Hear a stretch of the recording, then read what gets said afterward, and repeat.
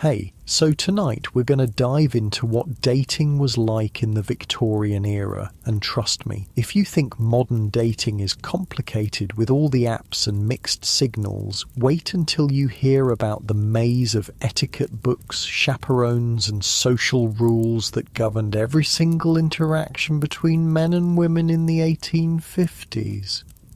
We're talking about a time when even making eye contact had rules, when a lifted hat was basically a text message, and when receiving a gift from the wrong person could ruin your reputation forever.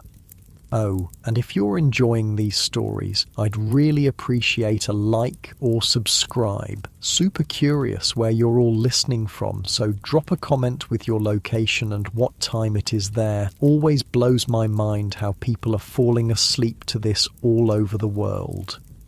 Alright, find that cozy spot, take a nice slow breath and just let your body sink into whatever you're lying on. We're heading back to 1855 London, and trust me, you're going to be real grateful for that mattress by the time we're done. The Victorians had a saying about making love, but it didn't mean what you think. Making love back then meant courtship, the art of wooing someone properly, and if you wanted to survive the Victorian dating scene, you better know the rules.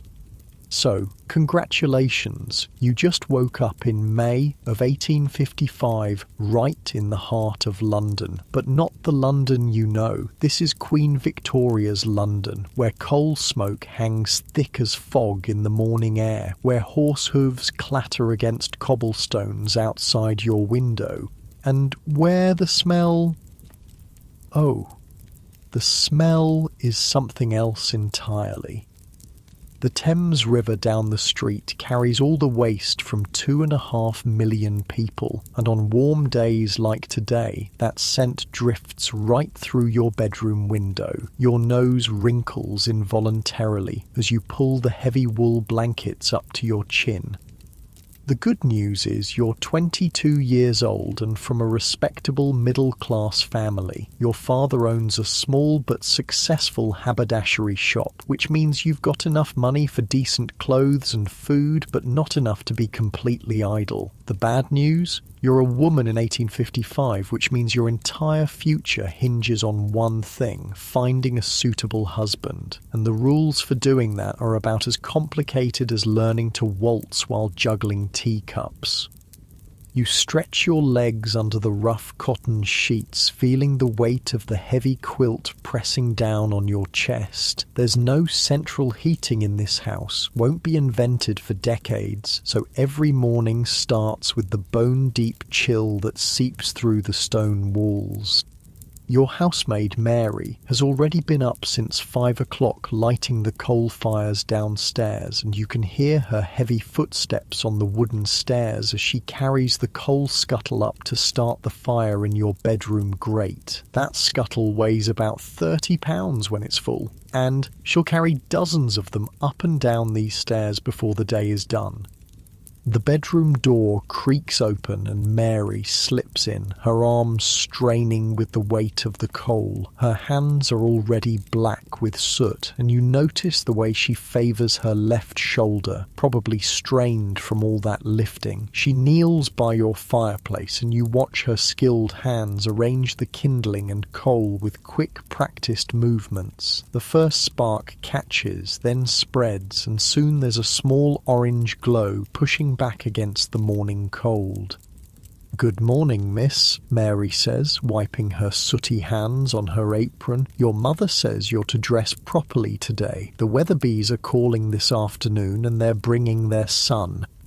Your stomach does a little flip. The Weatherbees. You've heard about their son, Thomas, 26 years old, recently returned from India, where he worked as a clerk for the East India Company. Your mother has been hinting about this visit for weeks, and you know exactly what it means. This isn't just a social call. This is an inspection. You sit up in bed, feeling the cool air hit your shoulders through your cotton nightgown. The fire is already making the room warmer, but it'll be another hour before the chill really leaves. You watch Mary move around the room, laying out your clothes for the day. Not just any clothes, your best day dress, the one made of dark blue wool with tiny mother-of-pearl buttons that took your mother 3 months to save up for. Mary, you say, your voice still rough with sleep, what do you know about the Weatherby son? She glances toward the door, then leans closer. Well, miss, I heard tell from their housemaid that he's got all his teeth, which is more than can be said for most gentlemen his age, and she says he doesn't drink overmuch, though he does have a fondness for cigars.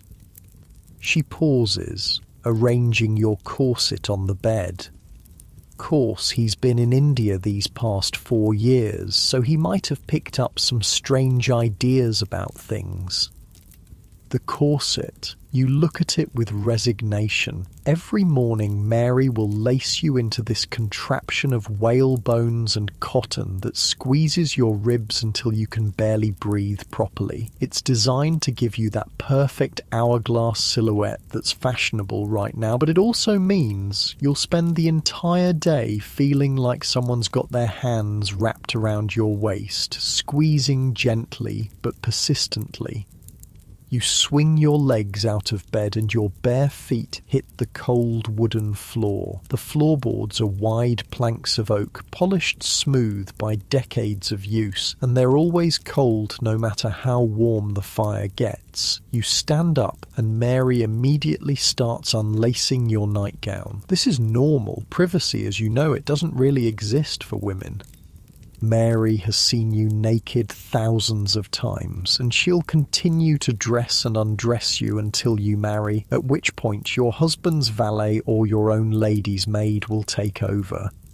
The chemise goes on first, a thin cotton undergarment that feels like wearing a tea towel, then the corset. Mary positions it around your waist and starts pulling the laces tight. With each tug, your breathing gets a little more shallow. By the time she's finished, you're taking small, careful breaths from the top of your lungs. Deep breathing is literally impossible in this thing. Not too tight, Mary, you manage to say, though you both know it's already as loose as fashion will allow. Course not, miss. Your mother specifically said you should be able to speak clearly when the gentleman calls. Next come the layers. First, a bustle pad that ties around your waist, essentially a small pillow that pushes your skirt out behind you in the fashionable bell shape. Then petticoats. 3 of them, each one adding bulk and weight.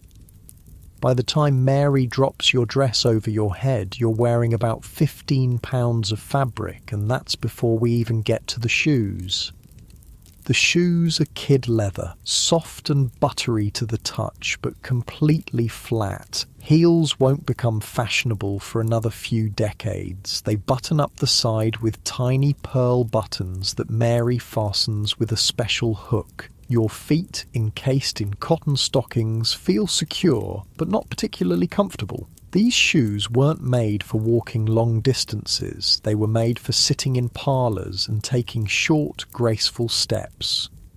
While Mary pins your hair into the elaborate style that's currently fashionable, parted severely in the middle, then swept back into a low chignon with carefully arranged curls framing your face, you think about what this afternoon might bring. The Weatherby visit is essentially a job interview, except the job is wife, and the interview involves sitting in your family's front parlour making polite conversation while both sets of parents watch every word, every gesture, every expression. If Thomas Weatherby finds you suitable, he might ask your father for permission to call on you. If your father agrees, then begins the formal courtship process, which could last anywhere from a few weeks to several months. During this time, you'll never be alone with him. Every conversation will happen under the watchful eye of a chaperone, usually your mother or your maiden aunt Caroline, who lives with your family and has strong opinions about everything. Mary finishes with your hair and steps back to examine her work. You look at yourself in the small hand mirror on your dressing table. The face staring back at you is pale, Fashionably so, since tanned skin means you work outdoors like a servant. Your lips are their natural colour, since makeup is considered improper for unmarried ladies. Your eyebrows are your own, dark and well-shaped. The overall effect is meant to suggest innocence, modesty, and good breeding. "You look lovely, miss," Mary says, and you can tell she means it. "Now, shall I bring up your breakfast?" Breakfast arrives on a tray: porridge with a small amount of cream, toast with butter, and tea that's strong enough to strip paint. The porridge is filling but bland. The toast is actually quite good. The bread was baked fresh this morning by the cook, and the tea is exactly what you need to wake up fully. You eat carefully, mindful of your tight corset and the fact that any spill will show on your dark dress. After breakfast, your mother appears in your doorway. At 45, she's still an attractive woman, though the years of childbearing and constant worry about money have etched fine lines around her eyes. She's wearing her second best dress, dark brown wool with black trim, and her hair is arranged in a style similar to yours, but more severe. "Good morning, dear," she says, stepping into your room and closing the door behind her. "We need to have a little talk before this afternoon."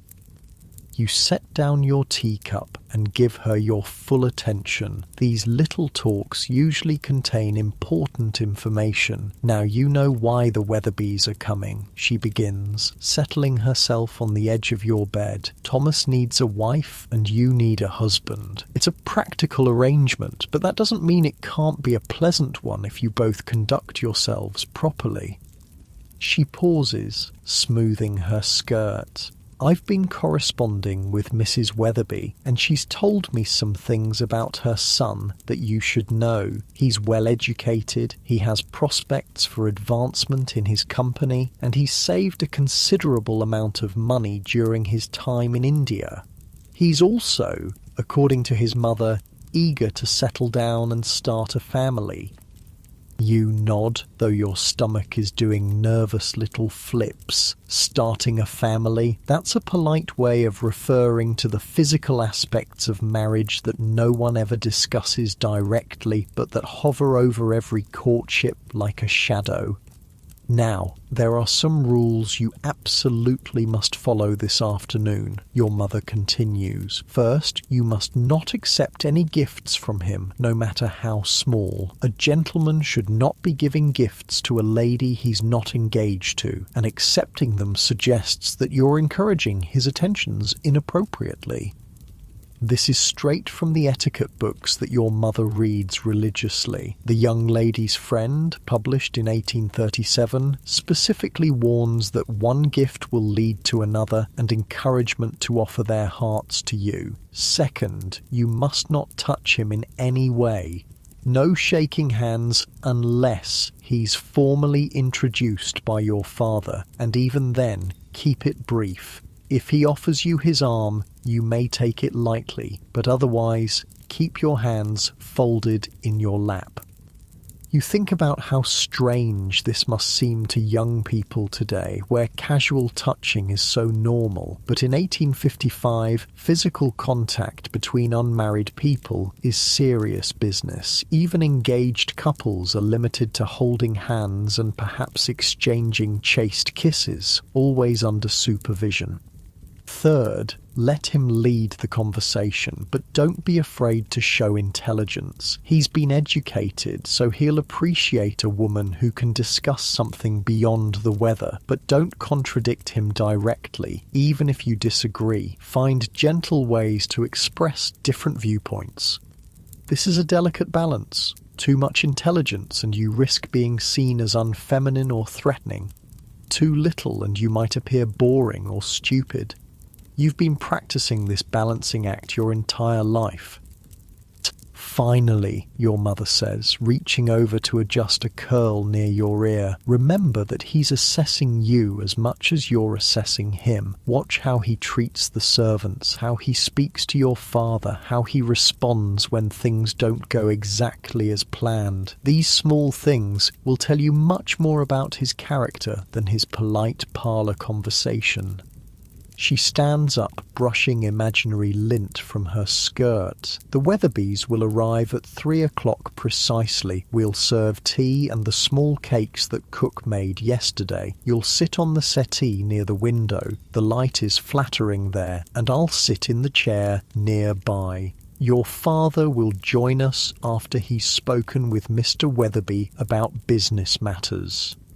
After your mother leaves, you find yourself with several hours to fill before the afternoon's performance. You walk downstairs to the family's small library, really just a room with 2 bookcases and a window seat, and select a volume of poetry. It's socially acceptable for young ladies to read poetry, though novels are still considered somewhat questionable. You settle into the window seat and try to concentrate on the verses, but your mind keeps wandering to the afternoon ahead.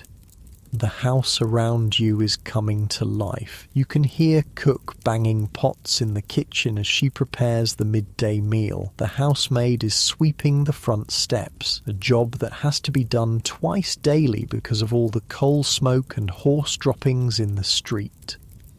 Your father is in his study, going over the shop's account books. The house smells of coal fire, beeswax polish, and the lavender water your mother uses to freshen the linens.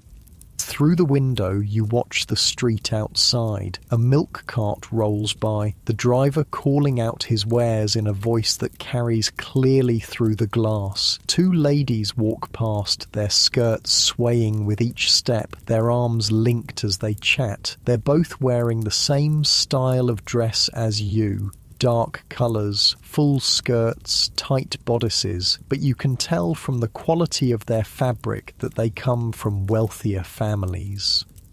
Behind them walks their maid carrying their parcels and staying a respectful distance behind. A gentleman on horseback trots past, sitting straight in his saddle, his top hat perfectly positioned. He's wearing a dark coat with tails and light-coloured trousers, the standard daytime outfit for men of his class. As he passes your window, he touches the brim of his hat in a polite greeting, even though he doesn't know you. This is normal. Gentlemen are expected to acknowledge ladies, even strangers, with this small gesture of respect. The morning passes slowly. You read a few poems, help your mother arrange flowers for the front parlour, and practice a piece on the pianoforte. Playing music is one of the accomplishments expected of young ladies, along with speaking a little French, doing needlework, and being able to sketch passably well. You're not expected to be brilliant at any of these things, just competent enough to demonstrate that you've had a proper education. Lunch is a simple affair. Cold meat, bread, cheese, and pickled vegetables. You eat lightly, partly because your corset makes large meals uncomfortable, and partly because you're too nervous to have much appetite. Your mother chatters about neighbours and local gossip, but you can tell she's nervous too. A good marriage for you would solve several of the family's financial concerns and secure your future. No pressure. At 2:30, your mother declares it's time for final preparations. You go upstairs to check your appearance one more time. Mary has laid out fresh gloves, white cotton ones that button at the wrist, and your small locket, the only jewellery considered appropriate for an unmarried lady receiving visitors. The locket contains a miniature portrait of your grandmother, and it rests just below the high neckline of your dress. You practice sitting down gracefully, which is more challenging than it sounds when you're wearing all these layers. The trick is to lower yourself slowly, letting your skirts settle around you in an attractive arrangement, then fold your hands in your lap. Getting up requires pushing down on the arms of the chair and rising smoothly without showing any of the effort involved. At 10 minutes before 3, you're stationed in the front parlour, sitting on the settee as instructed. Your mother sits nearby in her chair, needlework in her lap to give her hands something to do. Your father stands by the fireplace, checking his pocket watch every few minutes. The room smells of beeswax and the fresh flowers your mother arranged this morning. Late afternoon sunlight streams through the windows, and you hope it's as flattering as your mother promised. The clock on the mantel ticks toward 3 o'clock. Each second feels longer than the last. Your palms are slightly damp inside your gloves, and you resist the urge to fidget with your skirt. This is it, the beginning of what could be the rest of your life. At exactly 3 o'clock, there's a firm knock at the front door. Your father opens the front door, and you hear the low murmur of male voices in the entrance hall. Formal greetings, the rustle of coats being removed, the sharp tap of walking sticks being placed in the umbrella stand. Then footsteps approaching the parlour, and your heart hammers against the rigid stays of your corset.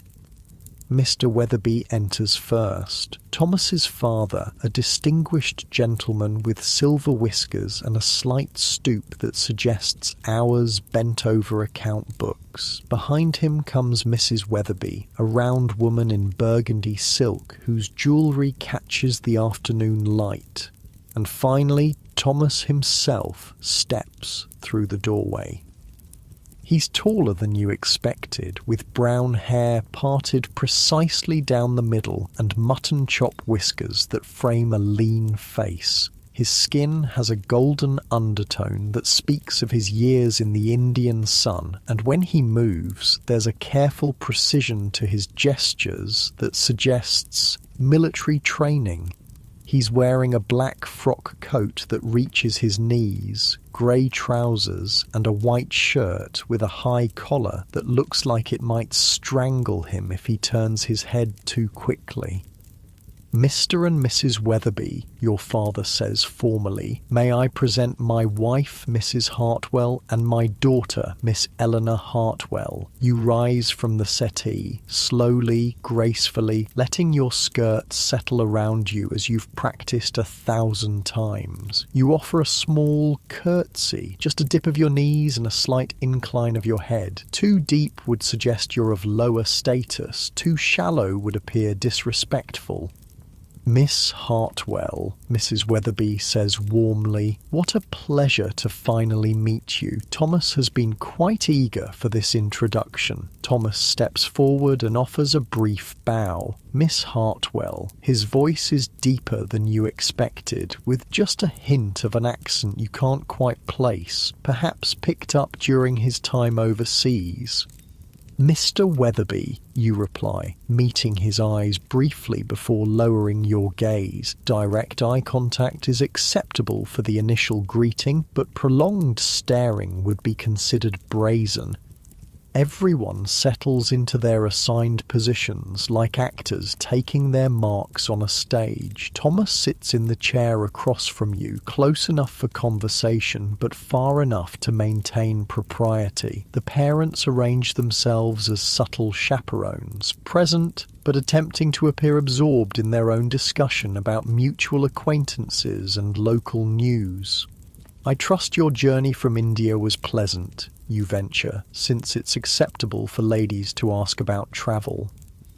Indeed, though rather lengthy, Thomas replies. 3 months aboard ship provides ample time for reflection. I found myself quite ready to return to English soil and English society. He pauses, and you catch something in his tone, perhaps relief, perhaps something else. The climate there can be challenging for those of us unaccustomed to such intensity.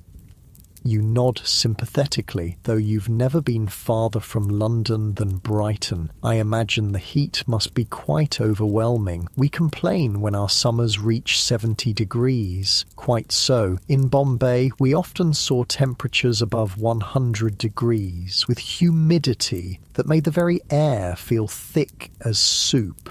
He shifts in his chair, and you notice how he unconsciously loosens his collar just slightly.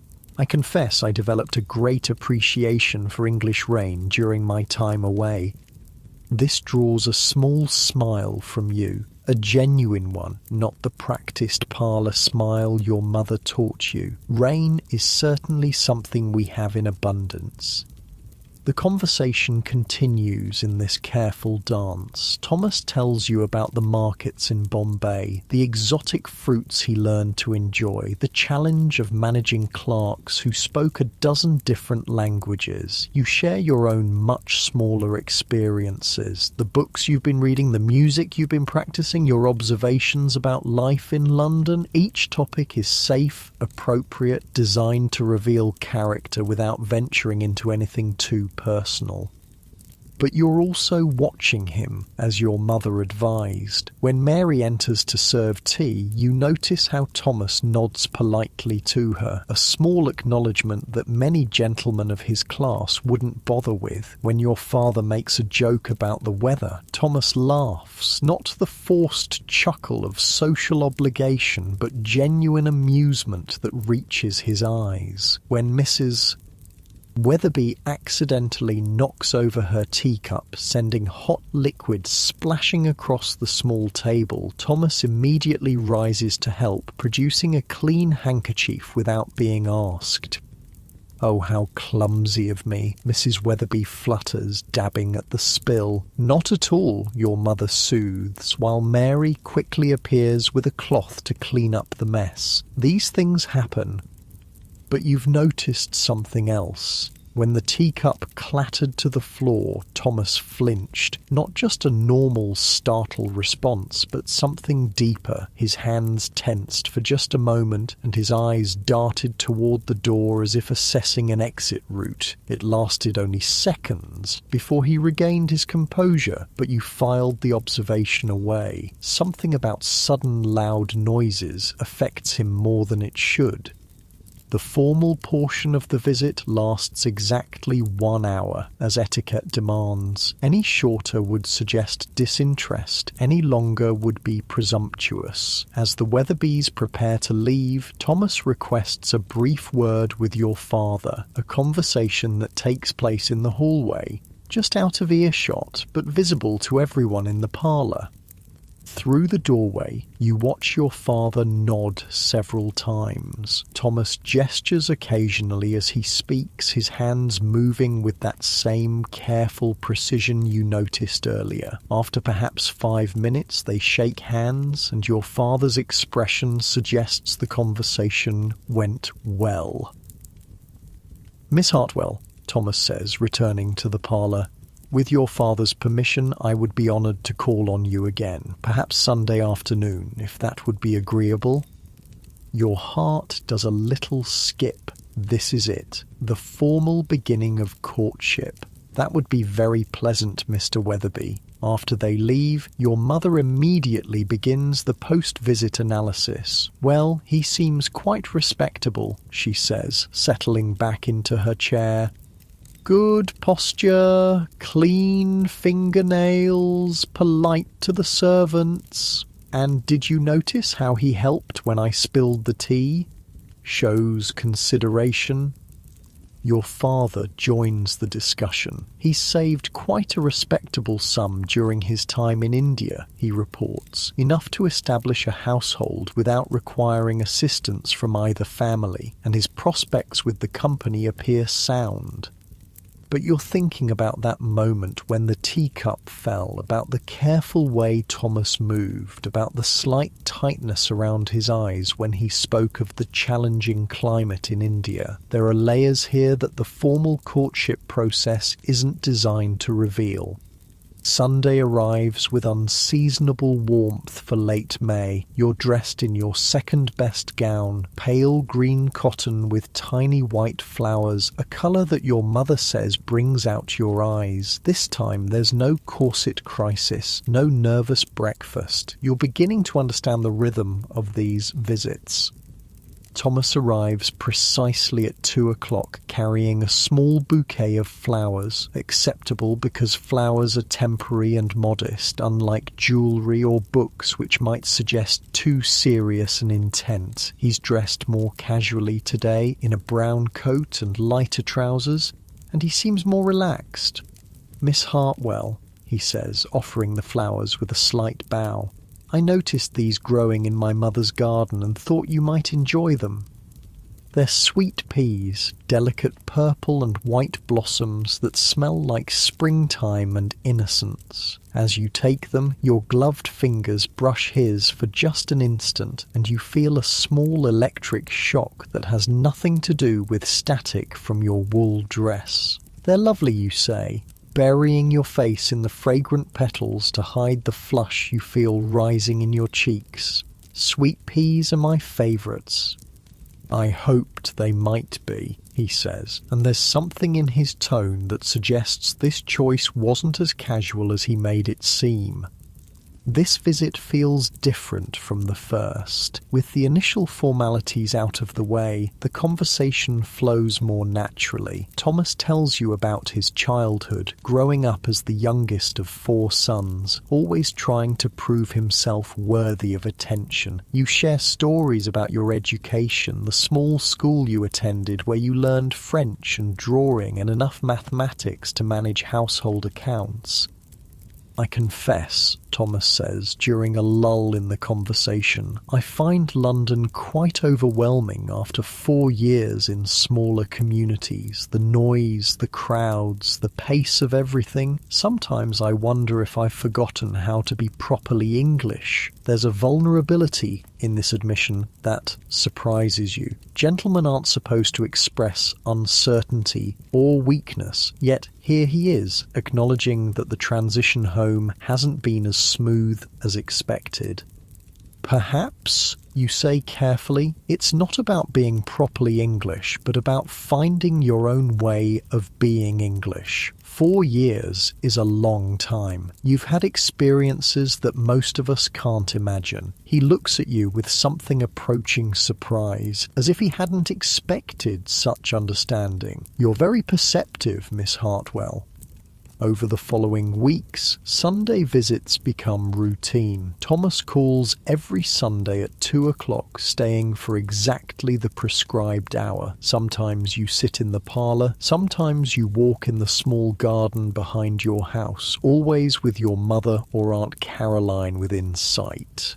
The conversations grow deeper, more personal, though still bounded by the limits of propriety.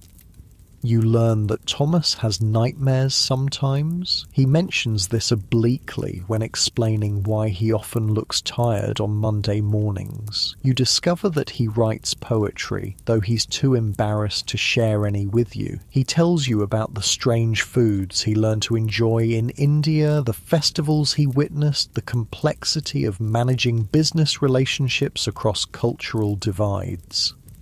In return, you share your own carefully guarded thoughts, your frustration with the limits placed on women's education, your secret ambition to travel, to see places beyond London's sooty borders, your love of novels, though you're careful not to mention the more scandalous ones you borrow from your friend Catherine. During your 4th Sunday visit, Thomas makes a request that sends your pulse racing.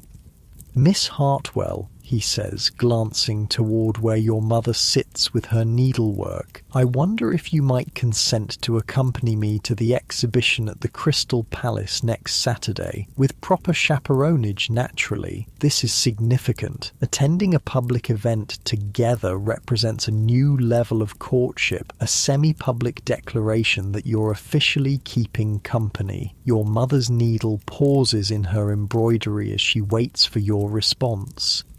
"I would be delighted," you say, trying to keep your voice steady despite the flutter of excitement in your chest. The Crystal Palace, rebuilt in South London after the Great Exhibition of 1851, represents everything modern and exciting about this Victorian age. The building itself is a marvel of iron and glass, rising from Sydenham Hill like a fairy tale palace made of light and air. Inside, there are gardens, fountains, exhibits from around the world, and enough wonders to fill days of exploration. Saturday arrives bright and clear. You're dressed in your absolute best, a dress of deep blue silk that took your mother 6 months to save for, with a matching jacket and a small hat adorned with ribbons. Your gloves are pristine white kid leather, and you carry a small beaded reticule that contains your handkerchief smelling salts and a few coins.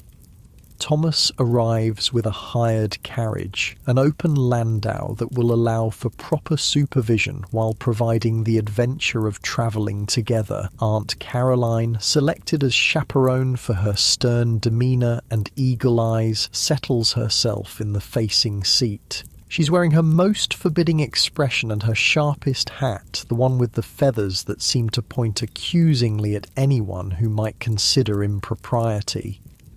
The drive through London is an adventure in itself. The streets teem with traffic, carriages, omnibuses, carts and riders on horseback, all competing for space on roads that were never designed for such volume. Street vendors call out their wares: fresh flowers, penny a bunch, hot pies, meat pies, sweep your chimneys, soot away. Thomas points out landmarks as you pass them. The new Houses of Parliament with their Gothic towers, Westminster Abbey with its ancient stones blackened by coal smoke, the bridges spanning the Thames where barges heavy with goods wait their turn at the docks.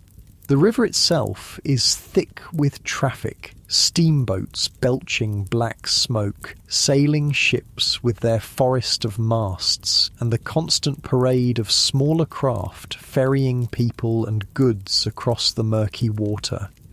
As you travel south of the river, the character of the neighbourhoods changes. Gone are the grand squares and elegant terraces of central London. Here the houses are smaller, crowded closer together, and the air smells of industrial smoke mixed with something less pleasant. The kind of smell that comes from too many people living in too small a space with inadequate sanitation. But then you climb Sydenham Hill and suddenly the Crystal Palace rises before you like something from a dream. The enormous structure catches the afternoon light and throws it back in 1,000 brilliant sparkles. Gardens stretch in all directions, filled with exotic plants and elaborate flower beds that form intricate patterns when viewed from the palace's elevated terraces. It's magnificent, you breathe, forgetting for a moment to be properly reserved. Indeed it is, Thomas agrees, offering you his arm as you step down from the carriage. Though I confess it reminds me a bit of some of the palaces I saw in India, this Victorian confidence in iron and glass and human ingenuity. Inside the palace, you're immediately overwhelmed by the scale and variety of everything. The central nave stretches seemingly forever, filled with fountains and exotic plants that tower overhead. There are exhibits on every conceivable subject, the latest industrial machinery, collections of butterflies from around the world, displays of native crafts from the far reaches of the British Empire, and artistic installations that blend science with beauty. Thomas guides you through the crowds with careful attention to your comfort. When the press of people becomes too thick, he steers you toward quieter alcoves. When you pause to examine a particularly interesting display, he waits patiently without hurrying you along. When Aunt Caroline declares herself in need of refreshment, he immediately locates a tea room where she can rest her feet. It's during this respite, while Aunt Caroline is occupied with her tea and scones, that Thomas leans slightly closer and speaks in a voice only you can hear. "Miss Hartwell, I hope you won't think me presumptuous, but I find myself growing quite attached to these Saturday excursions and to your company." Your heart stops, then starts again at double speed. This is approaching the territory of declarations of serious intent. You glance quickly at Aunt Caroline, but she's absorbed in her methodical destruction of a currant scone. "I have enjoyed them as well," you say quietly, your voice barely above a whisper. "I had hoped," he begins, then stops himself. "That is, I wonder if you might consider, but perhaps this is not the proper venue for such discussions." You understand perfectly. He's testing the waters, approaching the question of engagement without actually asking it yet. According to all the rules, such conversations should happen first with your father, then with you, and certainly not in a public tea room with your aunt 3 feet away. "Perhaps," you say carefully, "such discussions might be more appropriately held in a more private setting." The look that passes between you carries enough electricity to power the palace's new gas lights. He understands that you're not rejecting his implied suit, merely suggesting proper protocol, relief and something deeper. Anticipation, affection flicker across his features.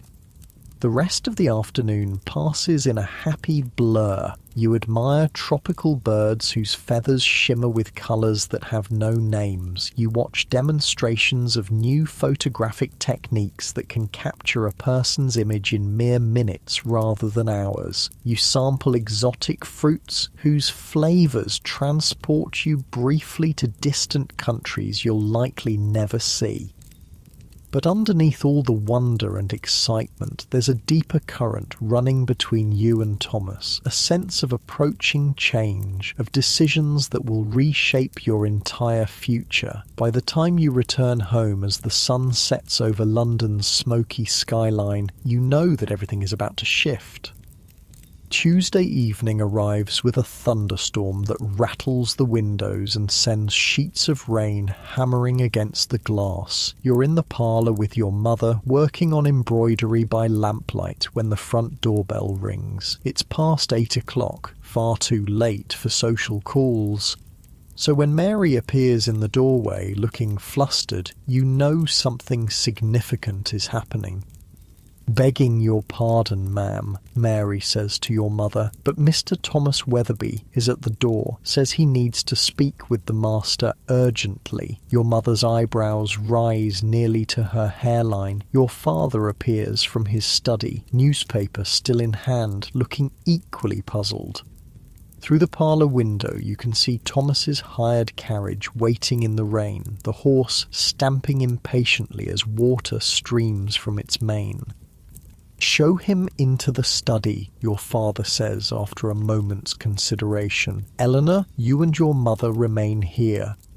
But of course you strain to hear every sound from across the hall. The murmur of male voices, serious and low, your father's occasional "indeed," and Thomas's longer responses that you can't quite make out. The conversation lasts nearly 20 minutes, an eternity when you're sitting with your embroidery hoop forgotten in your lap, your heart beating fast enough to make the cameo brooch on your collar tremble.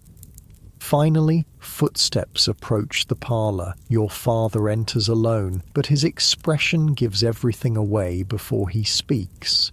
"Eleanor," he says, and there's satisfaction in his voice mixed with something that might be relief. "Mr. Weatherby has asked for permission to pay his addresses to you. I have given my consent." The embroidery hoop slides from your nerveless fingers and hits the floor with a soft thud. This is it. Thomas wants to marry you. After 6 weeks of careful courtship, he's ready to make it official. He wishes to speak with you tomorrow afternoon, your father continues. "I told him to call at 2 o'clock.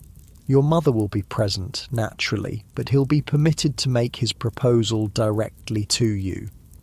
Your mother lets out a little squeak of excitement that she immediately tries to suppress. "Oh, Eleanor, we must decide what you'll wear, and we should have cook prepare something special, and perhaps we should move the good china from the cabinet to—" "Mother," you interrupt gently, though your own excitement is making your hands shake slightly. "Perhaps we should see what he has to say first." But you already know what Thomas will say. The question isn't whether he'll propose, it's whether you're truly ready to accept him. Marriage in 1855 isn't like stepping into a relationship you can leave if things don't work out. Once you say yes, your legal existence essentially disappears. Your property becomes his property, your money becomes his money, even your children, if you have them, belong legally to him rather than to you. Yet, what choice do you really have? At 22, you're already approaching the age where people will start whispering about you being on the shelf. Your family can't afford to support you indefinitely, and Thomas seems kind, intelligent, and genuinely fond of you. In a world where many marriages are purely business arrangements, the prospect of affection feels like tremendous good fortune. Wednesday crawls by with agonizing slowness. You change clothes 3 times before settling on a dress of soft grey wool with violet trim, serious enough to show you understand the gravity of the occasion, but pretty enough to remind Thomas why he's proposing in the first place. Your hair refuses to cooperate, and Mary has to pin and repin the complicated braided style twice before it stays properly.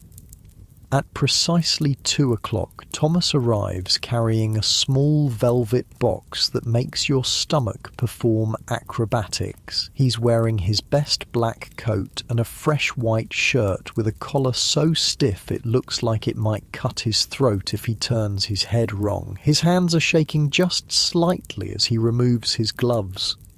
"Miss Hartwell," he says formally, though his eyes are warm. "Mrs. Hartwell." He nods to your mother, who has positioned herself in the corner chair with her needlework, close enough to supervise, but far enough to provide the illusion of privacy. You sit on the edge of the settee, your back straight, your hands folded in your lap. Thomas takes the chair across from you, the same arrangement as those first visits, but now everything feels different, electric, final. "Miss Hartwell," Thomas begins, then stops and takes a deep breath. "Eleanor, if I may, I have spoken with your father, and with your permission, I would like to speak directly to your heart. This is the moment when everything changes." You nod, not trusting your voice. "These past weeks of knowing you have been among the happiest of my life," he continues, his voice gaining confidence. "Your intelligence, your kindness, your strength of character, all of these qualities have made me realize that I cannot imagine my future without you in it." He slides from his chair to one knee beside the settee, the velvet box now openly displayed in his hands. "Eleanor Hartwell, would you do me the tremendous honour of becoming my wife?" The ring inside the box is modest but beautiful, a small diamond surrounded by tiny pearls set in yellow gold. It's not flashy or ostentatious, but it's clearly been chosen with care and represents a significant expense for a man in Thomas's position. "Yes," you whisper, then find your voice. "Yes, Thomas, I would be honoured to accept."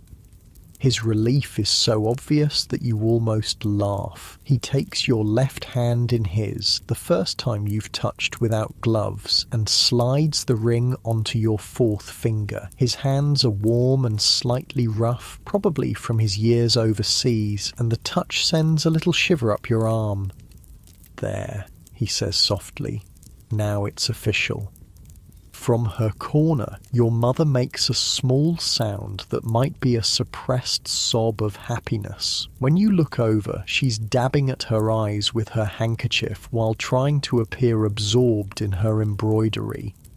The rest of the visit passes in a blur of practical discussions. The engagement will be announced in next Sunday's paper. The wedding will take place in 6 months, giving you time to prepare a trousseau and Thomas time to secure appropriate housing. He's found a small house in Kensington, 3 bedrooms, a proper kitchen and a tiny garden that will be available to rent come autumn. I know it's not grand, Thomas says, his voice slightly apologetic, but it's respectable and it's near enough to my office that I can walk to work in good weather. It sounds perfect, you assure him, and you mean it. The idea of having your own household, your own space to arrange as you please, feels like the most luxurious thing imaginable. After Thomas leaves, your mother immediately begins what she calls engagement planning. Lists appear overnight. What needs to be purchased, what needs to be sewn, which relatives need to be informed. The next few months will be a whirlwind of preparation unlike anything you've experienced. But first, there are the immediate changes that come with being officially engaged. Starting the very next Sunday, Thomas is permitted to take you on unchaperoned walks. The first time you step out together without your mother trailing behind feels like the most daring thing you've ever done. You walk slowly through the small park near your house, your hand resting lightly on Thomas's arm, marvelling at this new freedom. For the first time in your courtship, you can speak without measuring every word for its appropriateness under parental supervision. I confess, Thomas says, as you pause beside a fountain where children are sailing toy boats. I've been terrified for weeks that you might refuse me. Were you really? You ask, surprised. But surely you could tell that I enjoyed your visits. Enjoyed them, yes, but enjoyment and willingness to marry are quite different things. He adjusts his grip on his walking stick. I know I'm not the most exciting prospect. No title, no great fortune, and I come with some complications from my time abroad. You think about those moments when loud noises made him flinch, about the careful way he sometimes held himself as if expecting pain. Everyone has complications, Thomas. The important thing is whether 2 people can face them together. He stops walking and looks at you with an expression you can't quite read. You're very wise for someone so young. I'm not that young, you protest. 22 is quite grown up. Of course it is, he says quickly. I didn't mean to suggest, that is, I sometimes feel much older than my 26 years. India has a way of aging a person. Over the following weeks, these unchaperoned walks become precious to both of you. Away from the formal constraints of parlour visits, Thomas begins to reveal more of himself. He tells you about the fever that nearly killed him during his 2nd year in Bombay, about the colleague who cheated him out of a promotion, about the overwhelming relief he felt when the ship carrying him home finally cleared the harbour. You share your own secrets in return. Your fear that you're not naturally maternal enough to be a good mother, your frustration with the limitations placed on women's education, your secret dream of learning to paint with real skill, not just the watercolour dabbling considered appropriate for ladies. Perhaps, Thomas suggests one afternoon as you sit on a bench watching sparrows hop around your feet, you could take proper painting lessons after we're married. We won't be wealthy, but we should be comfortable enough for small luxuries. The casual way he says after we're married makes your stomach flutter. It's becoming real, this future you're planning together. Along with the walks come other new privileges. Thomas is now permitted to visit you in the front parlour without formal supervision, though he's still required to leave before nightfall. During these visits, you're allowed to hold hands, a simple intimacy that feels revolutionary after months of careful distance.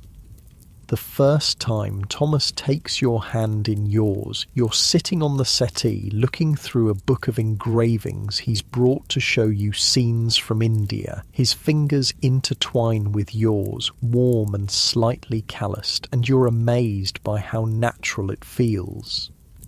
"Is this proper?" you ask, though you make no move to pull away.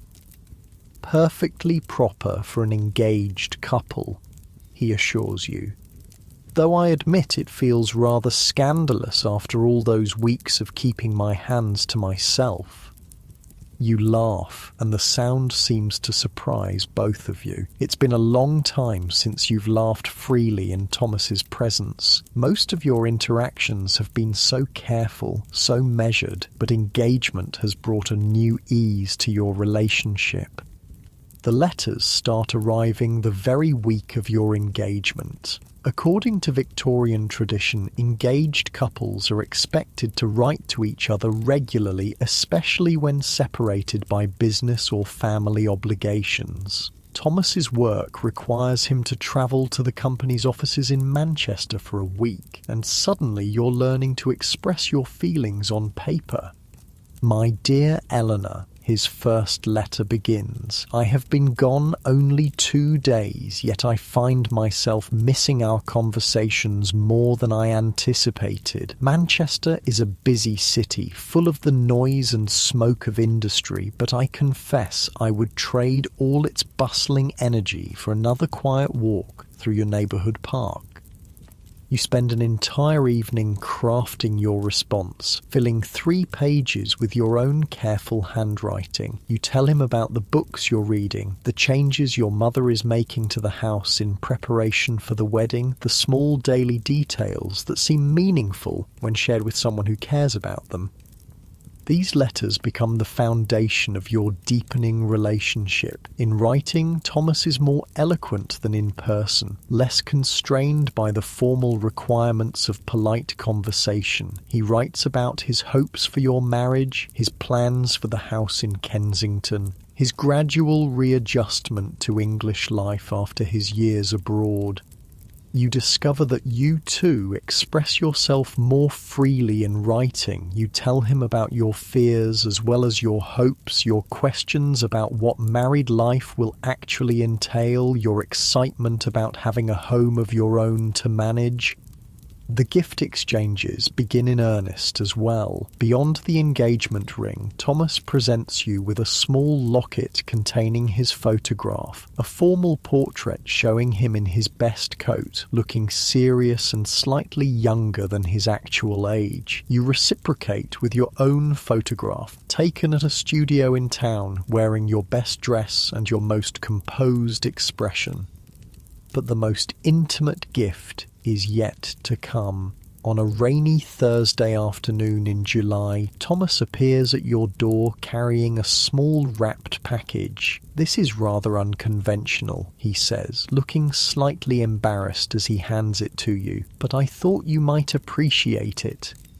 Inside the package is a leather-bound journal, its pages blank and waiting. But what makes it special is the inscription on the first page, written in Thomas's careful script, for Eleanor to record all the thoughts too precious for ordinary conversation.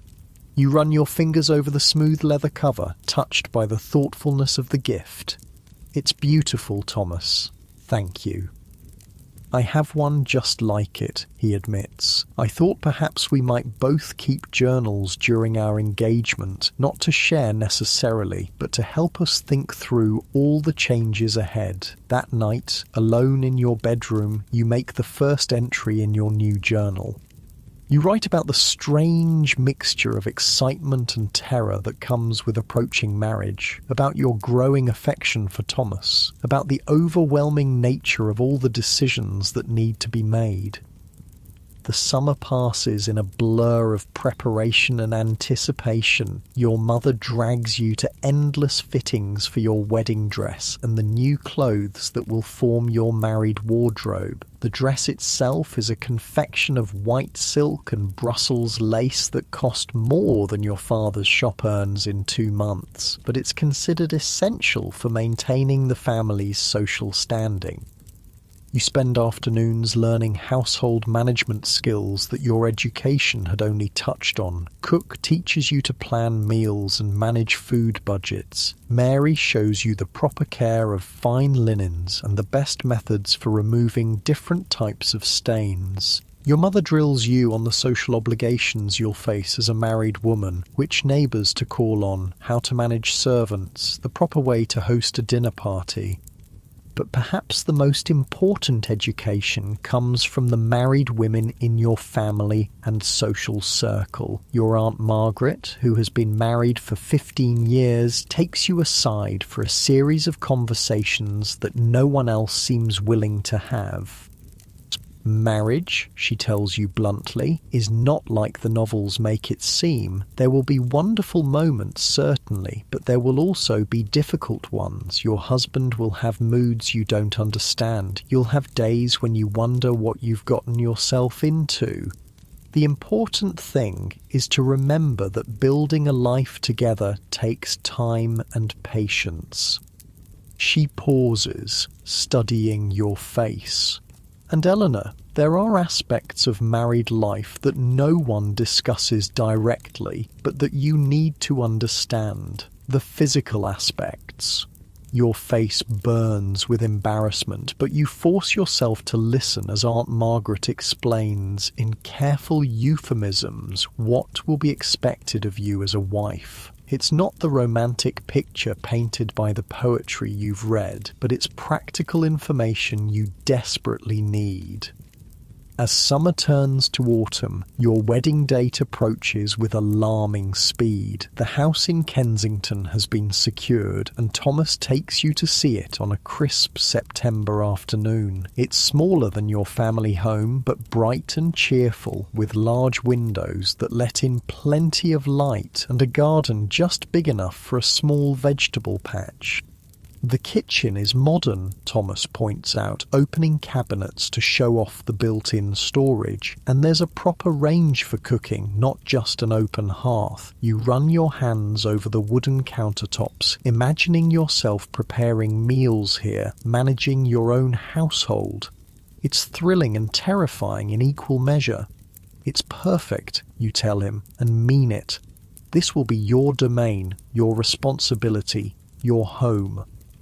2 weeks before the wedding, Thomas makes an unusual request. He asks if you would consider cutting a lock of your hair for him to keep, a token that will be with him always. It's a common custom among engaged couples, but still feels incredibly intimate. You sit in front of your dressing table mirror while Mary carefully cuts a small section of hair from behind your ear where it won't be missed. The dark strands feel silky and alive in your palm as you wrap them in tissue paper. For Thomas, you tell Mary as you seal the packet, a piece of me to carry with him. In return, Thomas presents you with a lock of his own hair, already carefully preserved in a small silver locket. Something of mine to keep close to your heart, he says simply.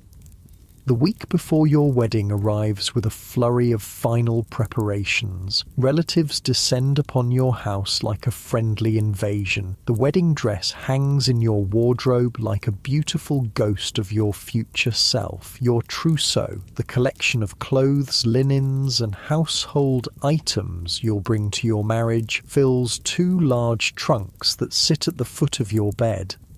Thomas calls every day now, sometimes twice, to check on arrangements and simply to see you. The formal distance of early courtship has given way to genuine affection and comfortable companionship. You find yourself looking forward to married life not just as an inevitable step, but as an adventure you want to share with this particular man.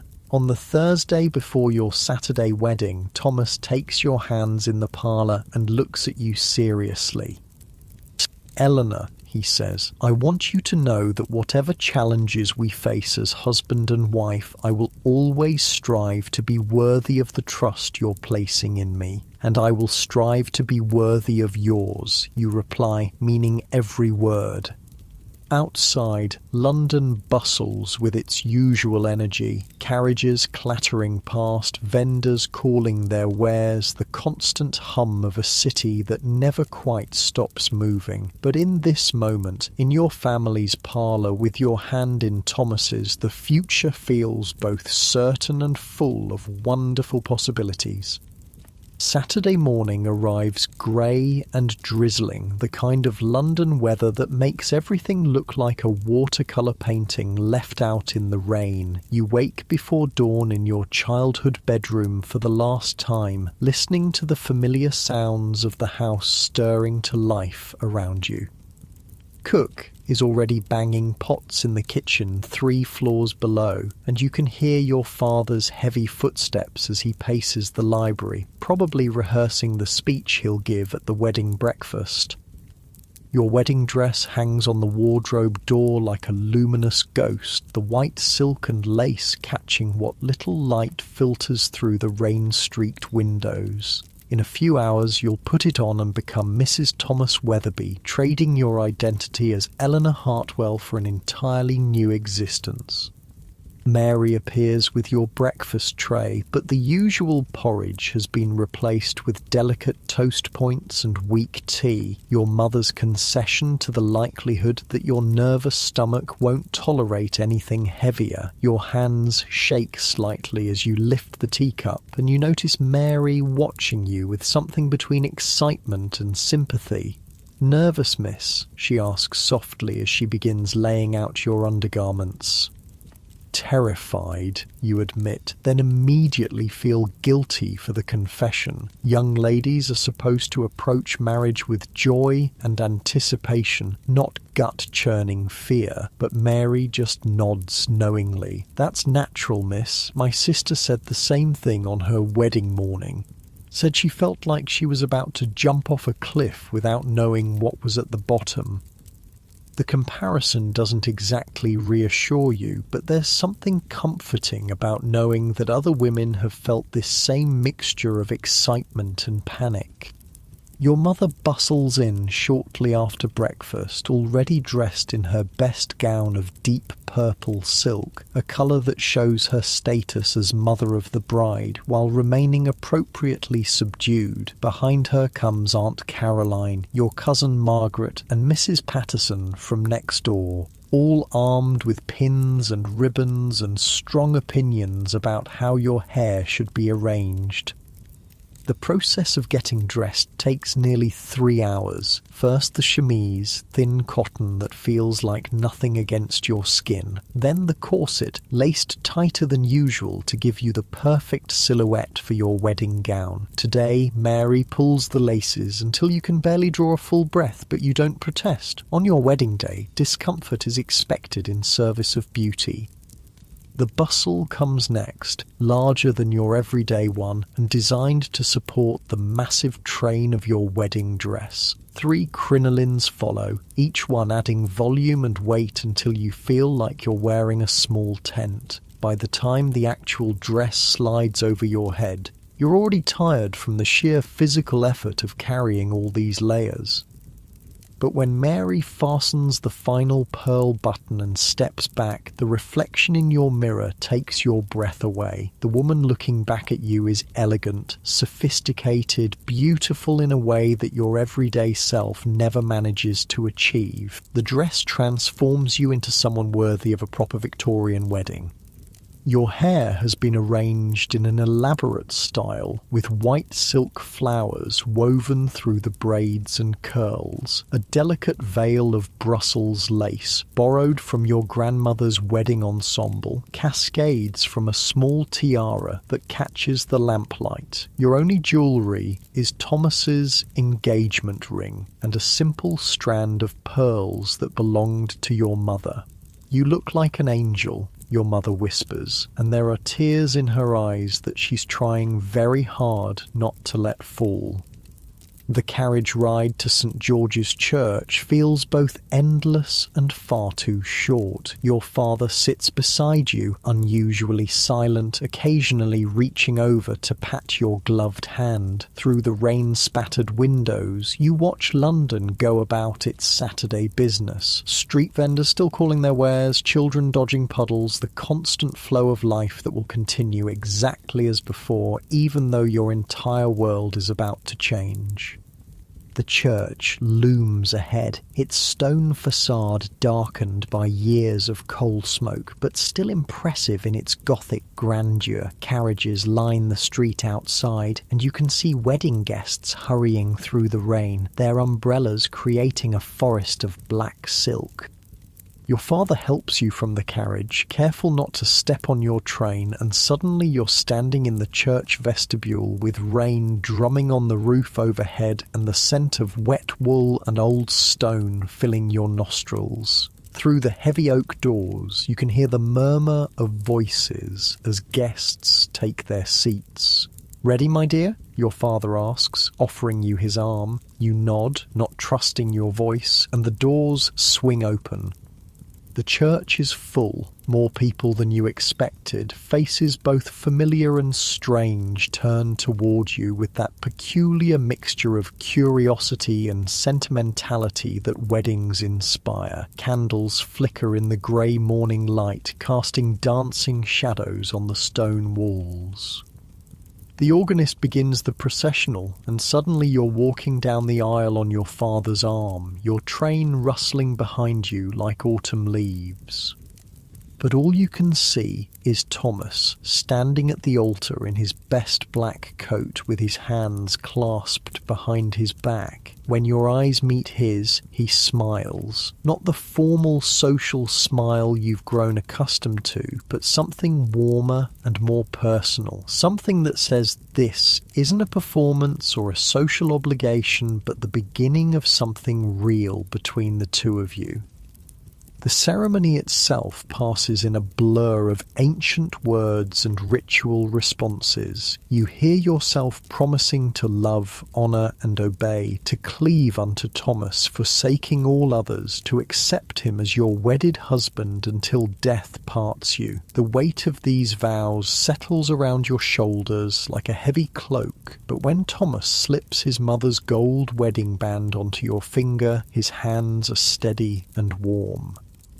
"I now pronounce you man and wife," the rector declares, and suddenly it's official. You are married. You belong to Thomas now, legally and socially and in every way that matters to Victorian society. The kiss Thomas gives you is brief and chaste, appropriate for a church full of witnesses, but you feel the promise of more intimate moments in the gentle pressure of his lips against yours. When you turn to face the congregation as Mr. and Mrs. Weatherby, the world looks slightly different than it did an hour ago. The wedding breakfast takes place at your family home, which has been transformed for the occasion. The dining room table groans under the weight of an elaborate feast: roasted fowl, ham glazed with honey, fresh bread still warm from the oven, jellies and custards, and a three-tiered cake decorated with sugar flowers that look almost real enough to smell. But you can barely eat between the tight corset and the nervous energy that hasn't left you since morning. You sip champagne, a rare luxury that makes your head feel light and floaty, and smile until your cheeks ache as guests offer congratulations and advice. Uncle William, slightly red-faced from his own encounters with the champagne, insists on giving an impromptu speech about the sanctity of marriage and the duties of wives. Aunt Margaret regales you with stories about the early days of her own marriage, most of which involve domestic disasters and misunderstandings that seem hilarious in retrospect, but probably weren't at the time. Thomas stays close to your side throughout the reception, occasionally touching your hand or murmuring reassurances when the social obligations become overwhelming. You notice how he deflects the more intrusive questions about your wedding trip and future plans, protecting your privacy even in the midst of celebration. As the afternoon wears on and the guests begin to drift away, the reality of what comes next starts to settle in. Tonight, you'll sleep in your new home as Thomas's wife. The physical intimacies that Aunt Margaret alluded to in her careful conversations will become reality. The abstract concept of marriage will transform into daily domestic life with this man you've known for only a few months. By 5 o'clock, the last of the guests have departed, leaving behind a house that looks like a party battlefield. Empty glasses, crumpled napkins, chairs pushed askew. Your mother is already directing the servants in cleaning up, but her eyes keep drifting to you with a mixture of pride and something that might be worry. "Time to change into your travelling dress," she says gently, and suddenly your throat feels tight with unshed tears. The travelling dress is practical dark green wool with a matching jacket, designed for the carriage ride to your new home and the beginning of your new life. As Mary unlaces your wedding gown for the last time, you feel like you're shedding one identity and stepping into another. Your father loads your trunks into Thomas's hired carriage while your mother fuses over final details. Do you have your gloves, your reticule, the small bag of personal items you'll need for tonight? Each question feels loaded with meaning you're not quite ready to examine. The goodbyes are harder than you expected. Your parents stand on the front steps, your mother crying openly now, your father attempting stoic dignity but not quite succeeding. This house has been your entire world for 22 years, and now you're leaving it forever. "Write to us soon," your mother calls as the carriage pulls away. "And remember what I told you about being a good wife." Thomas takes your hand as the familiar streets of your childhood disappear behind you. "Are you all right?" he asks softly.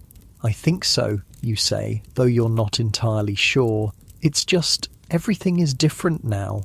"Yes," he agrees, "but different can be good, can't it?"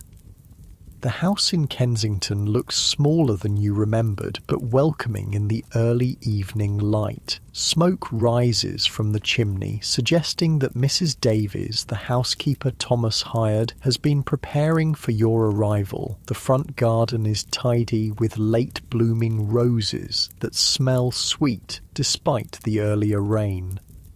Thomas helps you from the carriage, and you notice how carefully he guides you up the front steps, as if you might break. The front door opens before you reach it, revealing Mrs. Davies, a comfortable-looking woman in her 50s with greying hair and kind eyes. "Welcome home, Mrs. Weatherby," she says, and the title sounds strange in your ears. You are Mrs. Weatherby now. Eleanor Hartwell no longer exists.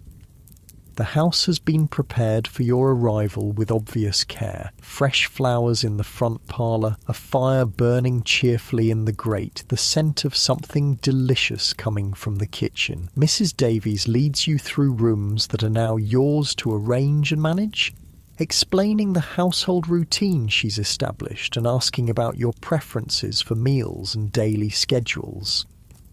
Your bedroom, yours and Thomas's now, overlooks the small back garden. The bed is larger than the one in your childhood room, with a white coverlet that looks crisp and inviting. Your trunks have already been delivered and sit waiting to be unpacked, full of the trousseau items you've spent months accumulating. Thomas hovers in the doorway, suddenly seeming as nervous as you feel. "I'll leave you to... That is, Mrs. Davies has prepared dinner for 7 o'clock, if that suits you." After he leaves, you sink into the small chair by the window and finally allow yourself to feel the full weight of the day. You are married. You are in your own home. Tonight, you will share that bed with a man who was essentially a stranger 6 months ago. Mrs. Davies appears with a tea tray and the offer to help you unpack, but you find yourself craving a few minutes of solitude to process everything that's happened. She seems to understand, bustling away with promises to call you when dinner is ready. Dinner is served in the small dining room by candlelight, just you and Thomas at opposite ends of a table that feels both intimate and formal. Mrs. Davies has prepared roasted chicken with vegetables from the garden, and everything tastes wonderful, even though your appetite hasn't quite returned. Thomas tells you about the arrangements he's made for your first week of marriage. No visitors, no social obligations, just time for the two of you to adjust to living together. He's taken leave from his office, an unusual step that shows how seriously he's taking this transition. "I thought we might spend tomorrow arranging the books in the library," he suggests over the custard dessert. "And perhaps you'd like to see the kitchen properly to discuss meal planning with Mrs. Davies." These mundane domestic details feel both overwhelming and reassuring. This is what marriage actually is, not the romance of novels or the drama of wedding ceremonies, but the daily business of sharing a life with another person. After dinner, you sit together in the parlour, Thomas reading aloud from the evening paper while you attempt to focus on your embroidery, but the domestic tranquility feels fragile, underpinned by your awareness of what's expected to happen when you retire for the night. At 9 o'clock, Mrs. Davies appears to bank the fires and secure the house for the evening. She bids you both good night with a meaningful look that makes your cheeks burn, and suddenly you're alone with your husband in your new home. "Eleanor," Thomas says softly, setting aside his paper, "I want you to know that I understand this is all very new for you. We needn't... there's no pressure for anything to happen quickly." His consideration touches you deeply, even as it highlights the strangeness of your situation. You know each other well enough to feel genuine affection, but not well enough to navigate intimate physical relationship without awkwardness. "Thank you," you whisper. "That means a great deal to me." When you finally go upstairs together, Thomas shows you the small dressing room where he'll change into his nightclothes, giving you privacy to prepare for bed. Alone in the bedroom, you trade your travelling dress for the fine cotton nightgown that was part of your trousseau, then sit at the dressing table to brush your hair. In the mirror, you watch yourself performing this nightly ritual in a new setting. The woman looking back at you is the same as always, but everything around her has changed. This is your room now, your mirror, your bed, your life. When Thomas returns, wearing a cotton nightshirt and dressing gown, you're sitting on the edge of the bed feeling shy and uncertain. He moves carefully, respectfully, settling on the other side of the bed with space between you.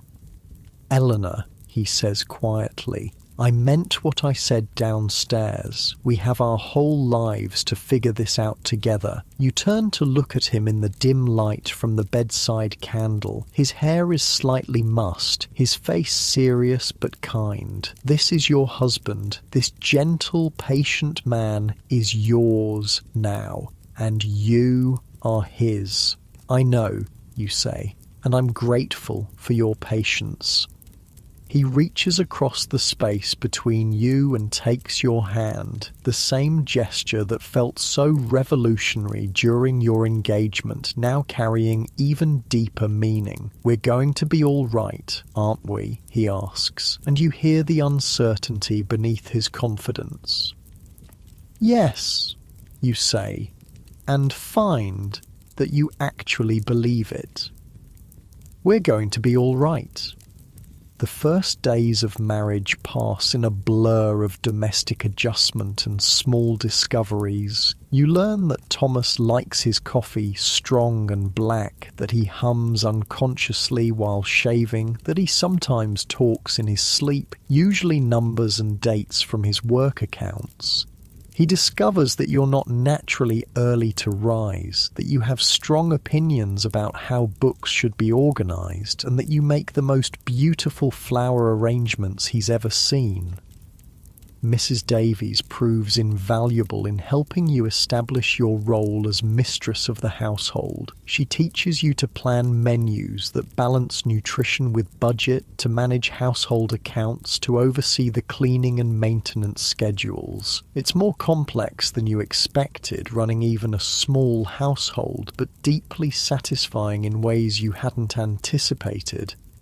You write your first letter as a married woman to your parents, describing your new home and your settling in process. The signature, "Your daughter, Eleanor Weatherby," looks strange on the page, but less strange each time you write it.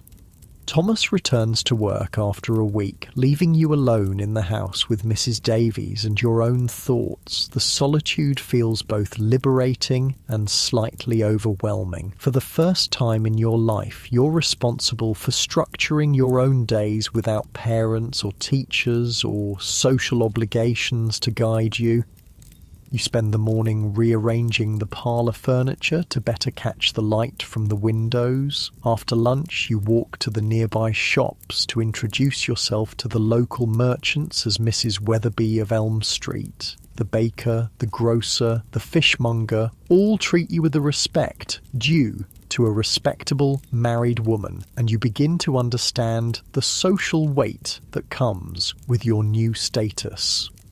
When Thomas returns that evening, you've prepared dinner yourself, a simple meal, but one you've cooked with your own hands in your own kitchen. The pride on his face when you tell him makes the effort worthwhile. "You're turning into quite the housewife," he says, and there's admiration in his voice that makes your heart flutter. "I'm learning," you reply. Mrs. Davies is a patient teacher. As weeks pass, you settle into the rhythm of married life. Thomas leaves for his office each morning after breakfast, returning in the evening with stories about his colleagues and the challenges of readjusting to English business practices after his years abroad. You fill your days with household management, correspondence with family and friends, and the slowly developing social obligations that come with your new status as a married woman. The physical intimacy that seemed so daunting on your wedding night develops gradually, naturally, as you grow more comfortable with each other. Thomas is patient and gentle, and you discover that the mysterious aspects of marriage that no one discusses directly are not as frightening as you'd imagined. Your first dinner party as a married couple takes place 6 weeks after your wedding. 3 other couples from the neighbourhood, carefully chosen for their respectability and social compatibility. You spend days planning the menu with Mrs. Davies, polishing the good china, arranging flowers throughout the house. The evening goes well, conversation flows, the food is praised, and you receive several compliments on your hostessing skills. After the guests leave, you and Thomas sit in the parlour feeling the satisfaction of a successful social debut. "You were magnificent tonight," Thomas tells you, loosening his collar after hours of formal politeness. "I was so proud watching you manage everything so gracefully." "Were you really?" you ask, still glowing from the evening's success. "Absolutely. You're going to be a wonderful addition to Kensington society."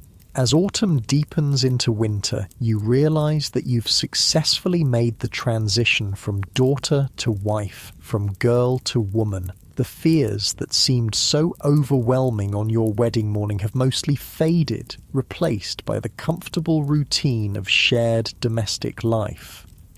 You still miss your family home sometimes, still feel occasionally overwhelmed by the responsibilities of running your own household, but you've also discovered joys you hadn't anticipated. The satisfaction of creating a home that reflects your own tastes, the pleasure of having time to pursue interests like painting and music without parental oversight, the deepening affection between you and Thomas as you navigate daily life together.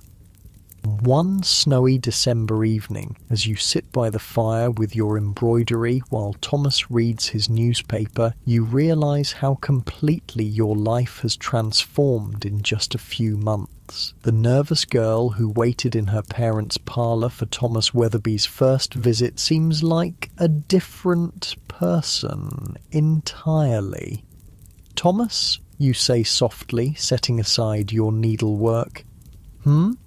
He looks up from his paper, lamplight catching the gold flecks in his brown eyes.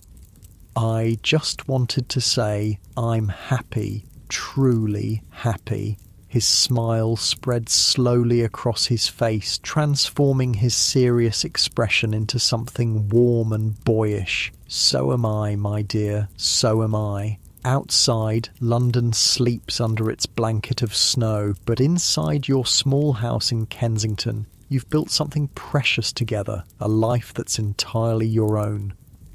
Spring arrives early in 1856, bringing with it the kind of soft warmth that makes London's sooty buildings look almost beautiful. You're in your garden, kneeling among the emerging daffodils with dirt under your fingernails and sunshine warming your shoulders through your cottonwork dress. This is a freedom you never had as an unmarried woman, the simple pleasure of getting your hands dirty in your own soil. Thomas finds you there when he returns from work, looking delighted rather than scandalised by your dishevelled appearance. "You look like you've been wrestling with the earth and winning," he says, settling beside you on the small wooden bench he built last month. "The roses needed pruning, and Mrs. Davies mentioned that the vegetable patch could use attention," you explain, wiping your hands on the old apron you've started wearing for garden work. "I discovered I rather enjoy it." This is one of the unexpected joys of married life, the freedom to develop interests that might have been considered unsuitable for an unmarried lady. Your painting has improved dramatically now that you can hire a proper teacher rather than relying on the superficial instruction deemed appropriate for young ladies. You've started reading novels that would have been forbidden in your parents' house, discussing them with Thomas over dinner like intellectual equals. "I have news," Thomas says, settling back against the bench with the satisfied expression of a man bringing home good tidings. "Peterson is retiring at the end of the year, and I'm being considered for his position. It would mean a substantial increase in salary." Your heart skips with excitement. Peterson's position would make Thomas a senior clerk with real responsibility and prospects for further advancement. More importantly, it would provide the financial security to start thinking about expanding your little household. "Thomas, that's wonderful. Do you think you'll get it?" The manager seemed encouraging, he says, trying to contain his optimism but not quite succeeding. "He mentioned that my experience in India gives me advantages over the other candidates." Over dinner that evening, you discuss what Peterson's position might mean for your future. A larger house, perhaps, with room for the children you both want. The ability to hire additional help for Mrs. Davies. Maybe even a small carriage of your own, instead of relying on hired vehicles for longer journeys.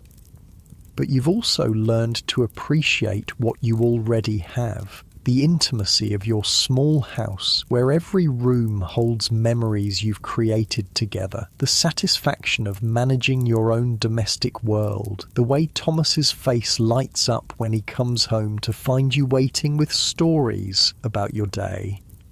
Your first wedding anniversary approaches in the autumn, and you find yourself marvelling at how completely your life has transformed. The nervous bride who could barely breathe in her wedding corset has evolved into a confident woman who runs her household with skill, maintains her own social connections, and has learned to navigate the physical and emotional complexities of marriage with growing ease.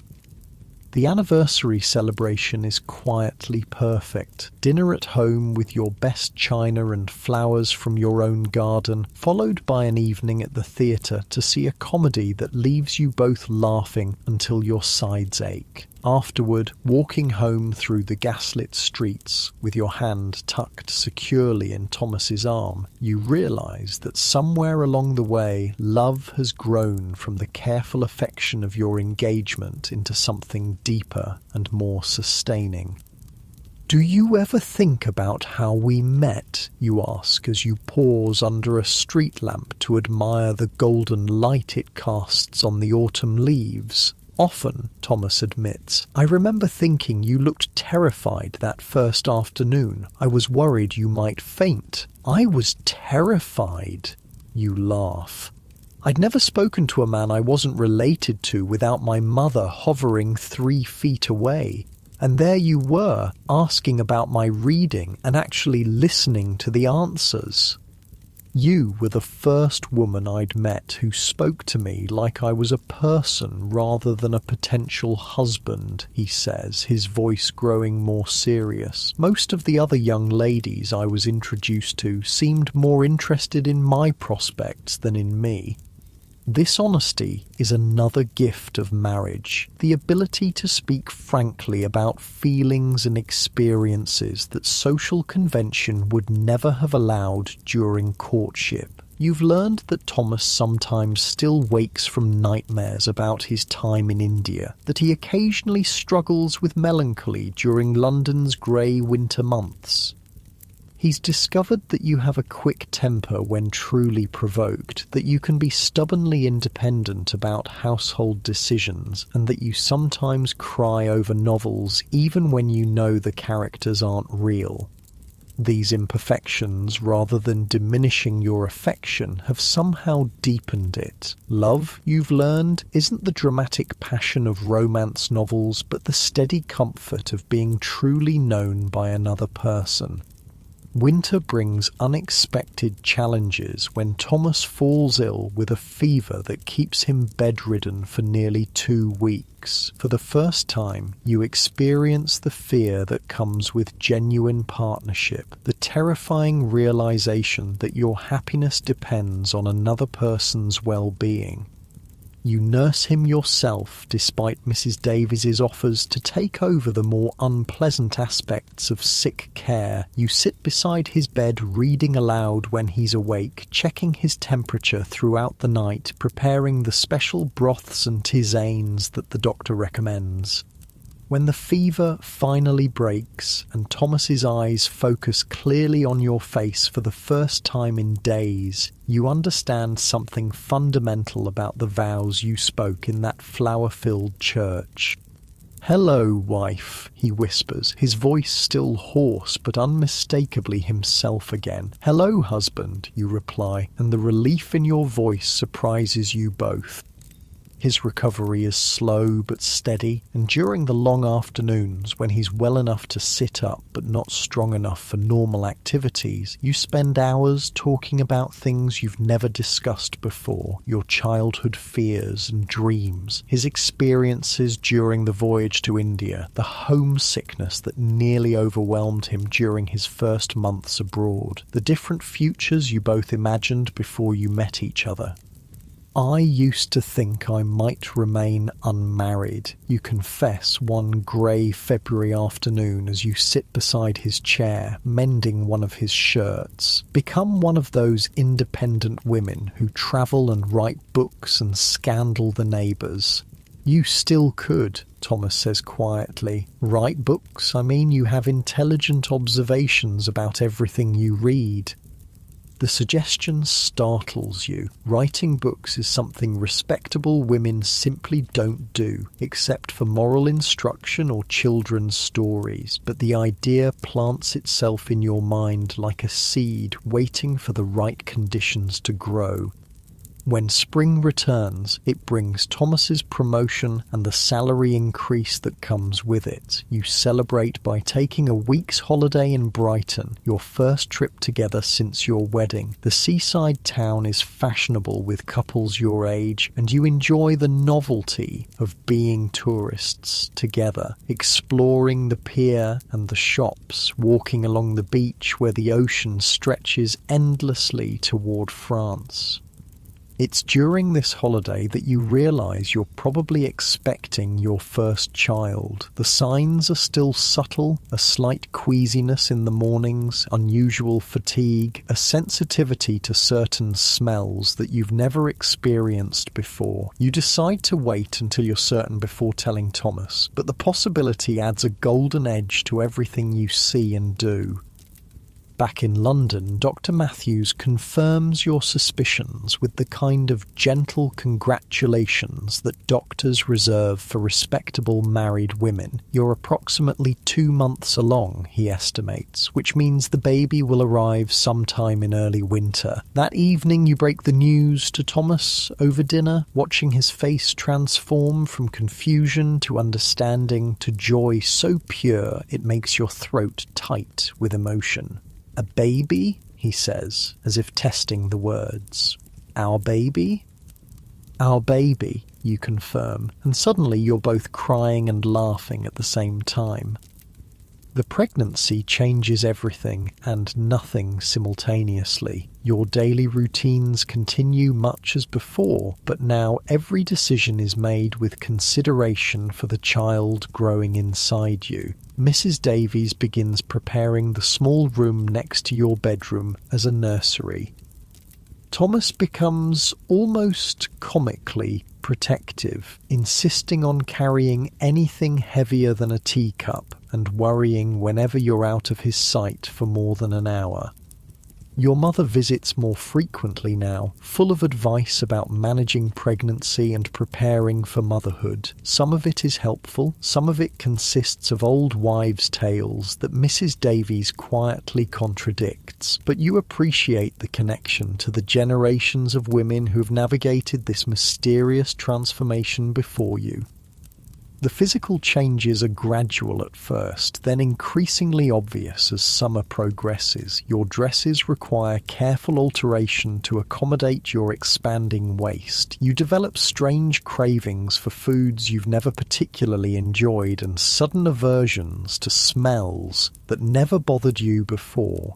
The exhaustion of early pregnancy gives way to a period of remarkable energy, followed by the increasing unwieldiness of your final months.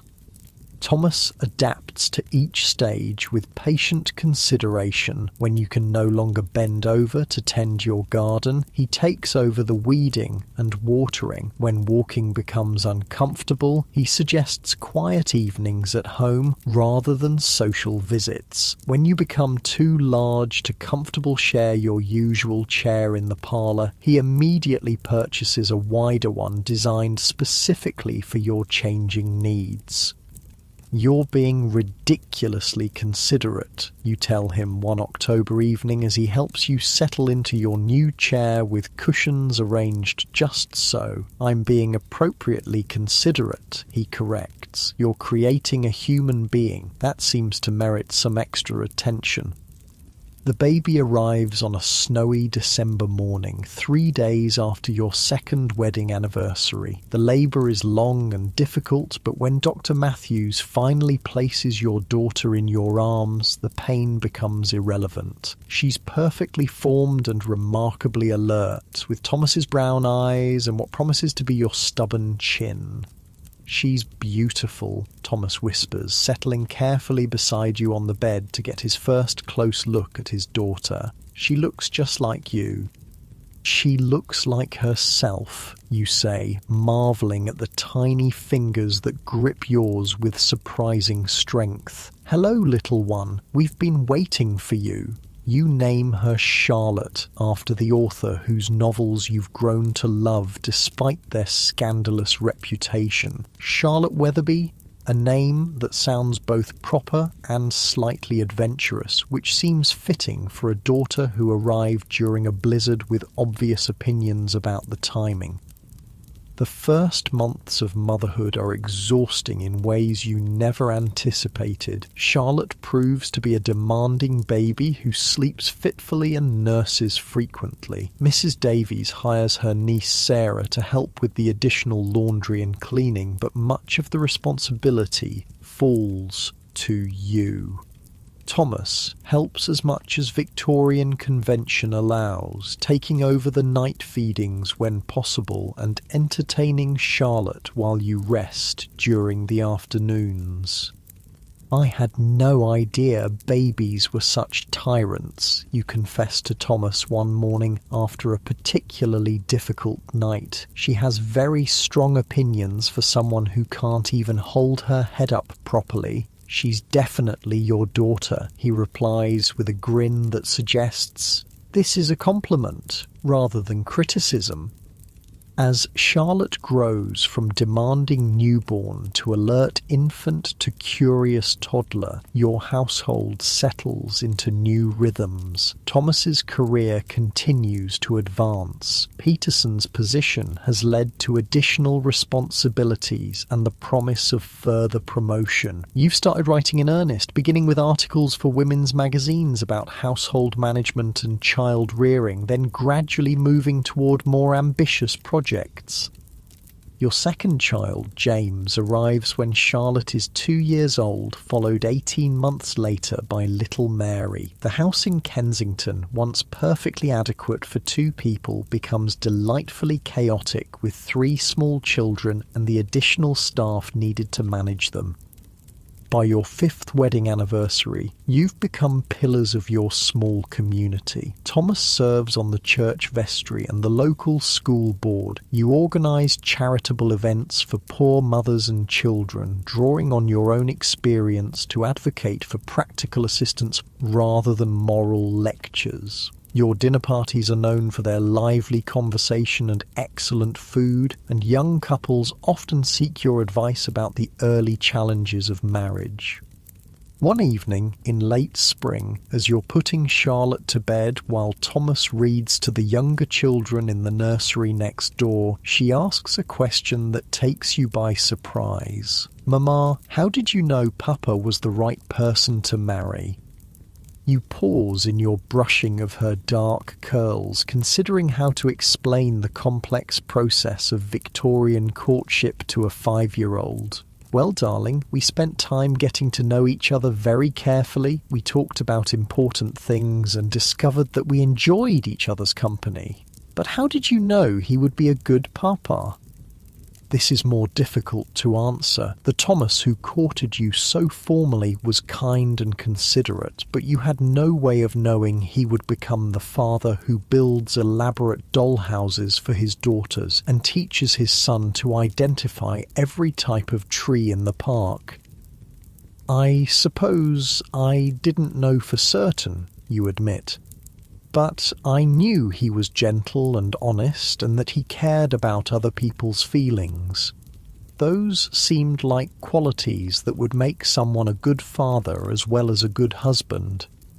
After Charlotte falls asleep, you find Thomas in the parlour with a book, but he sets it aside when you settle beside him on the sofa you purchased to accommodate your growing family. "Charlotte asked me how I knew you would be a good father," you tell him. "And what did you say?"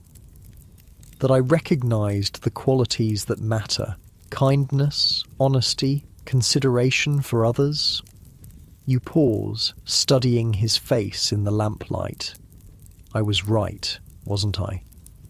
"I hope so," he says quietly. "I certainly try to be." As your children grow and your marriage deepens, you often think about the elaborate social machinery that brought you and Thomas together. The etiquette books with their rigid rules, the chaperones who supervised every interaction, the formal dances of courtship that seem almost quaint in retrospect. Yet somehow, despite all those constraints and conventions, something real and lasting emerged. Two people who might never have met in different circumstances found each other and built a life together. Not the dramatic passion of romantic novels, but something more sustainable. A partnership based on mutual respect, shared values, and the kind of affection that grows stronger rather than weaker over time. On quiet evenings when the children are asleep and the house is peaceful around you, you and Thomas still sit together reading or talking about the day's events. The conversation flows as easily as it did during those early walks in the park, but now it's enriched by years of shared experience and common purpose. "Do you ever wonder what would have happened if we hadn't met?" you ask him one such evening, looking up from the letter you're writing to your cousin in Scotland. "Sometimes," he admits, "though I can't imagine it clearly anymore. This life with you and the children feels like the only real possibility." The world around you is changing rapidly. Railways have revolutionized travel, making it possible to visit distant relatives in hours rather than days. Gaslighting is becoming common in better neighborhoods, pushing back the darkness that once defined winter evenings. Photography is growing more sophisticated, allowing families to preserve images of their children at every stage of growth. But the fundamental rhythms of domestic life remain constant. Children still need to be fed and clothed and educated. Households still require management and care. Marriages still depend on daily kindness and consideration between partners who have chosen to link their fates together. Looking back on your journey from nervous young woman to confident wife and mother, you're struck by how the elaborate social structures of Victorian courtship, for all their rigidity and artificiality, served an important purpose. They provided a framework within which two relative strangers could evaluate each other's character and compatibility before making a commitment that would shape the rest of their lives. The constraints that once seemed so oppressive, the constant supervision, the formal rules of interaction, the careful progression from acquaintance to engagement, created a space for gradual discovery. You and Thomas learned to know each other's minds before you shared physical intimacy, to appreciate each other's characters before you committed to a shared future. Modern young people, you suspect, might find such restrictions impossible to tolerate, but there was something to be said for the patience those conventions enforced, the careful building of relationship on a foundation of mutual respect and understanding.